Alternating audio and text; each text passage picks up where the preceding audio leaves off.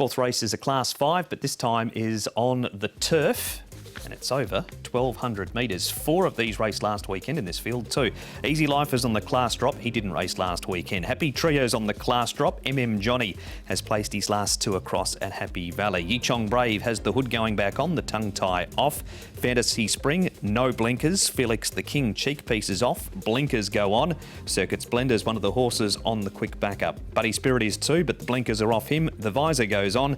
And poor-eyed Alloy Star, he got whipped on the nose last start. Draws out barrier number 12, but is pretty well rated here out of the Benno Young stable. What about some pace here, Nick? Well, Strive for Glory, possibly the pace setter here. He did actually lead when winning, and that was 5 starts ago, and that incidentally was over course and distance. So they might just try and keep things simple. Hugh Berman rides, good draw. They might press forward with him. I imagine they will. Little Player, as you say, backing up again quickly. He's actually drawn a good gate. Sylvester de Souza's on board. I think they can possibly be positive with him. Encore, Fantasy Spring won't be too far away, and a couple there, Tom, perhaps just caught out a little bit wide. Yeah, pace might only be moderate for this race. Fantasy Spring has some pace, but when he was up on the pace last time out, he wanted to fire up. Circuit Splendor's also got some pace, but he's got a difficult draw in barrier 10, and Booming Well, what do they do with him out of barrier 14? Do they try and roll forward? They did that from a wideish gate 3 runs ago, but last time out, he was about midfield or so. We start from last week end, Tom, with Little Player. Similar draw in this race this week to this replay here, where he runs 3rd, and Alloy Star's just held up here at the top of the straight. Yeah, Alloy Star was okay. He is a one-time winner in this grade, and it was course and distance. He had a good run in the end behind Little Player, but as you mentioned, slightly held up in the straight. Little Player, I've not been much of a fan of this horse, and a quick back-up for him, but he was okay here without getting carried away. Yeah, and look, between them, they've run 45 times for just 1 win. So, look, it's what we're dealing with. They're not overly prolific, but the run of Little Player there was better, and hopefully he can continue in that form. OK, that's those 2. Johnny, Nick, last 2 at Happy Valley have been good.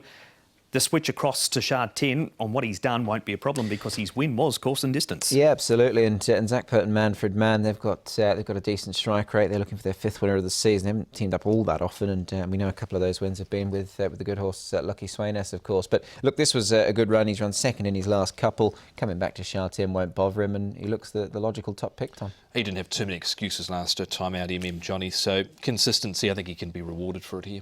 Of these 3, Tom, Circuit Splendor's had a start 6 since. Booming Well and Raging Blaze well down in the ratings for the size barn. He's off a rating of 20 here. He's one of the 11 non-winners in this lineup. 6 of them have never run top 4. He has multiple occasions, but just hasn't been able to get his nose in front, and he was making ground again down the outside here. So if you were playing wider exotics in a race like this, I didn't mind the run of Booming Well. He just had to get checked up there late, Nick. Yeah, he did. And you know, just going back to Raging Blaze, there's something about this. I'd love to see him win a race. I've got a bit of a soft spot for him, but I know he's not a superstar, but I think he deserves to win one. He's not going to get too many bet opportunities in this race exactly.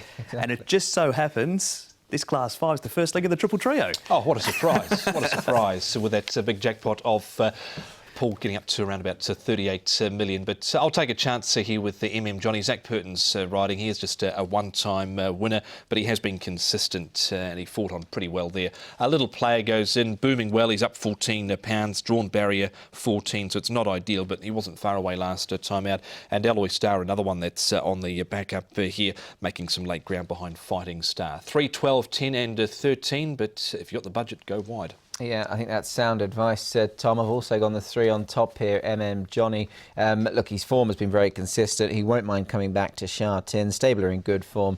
You've got the multiple champion on board. There's enough to like. Little Player in for 2nd, ran well only a week ago. Hopefully he can continue in that form. Strive for Glory could be interesting, coming back to the course and distance where he was successful. And the 2, Happy Trio, put him in as well. He's downgraded. I thought his run last time was not the worst. He was making up a little bit of ground from the back of the field. 3, 12, 4 and 2.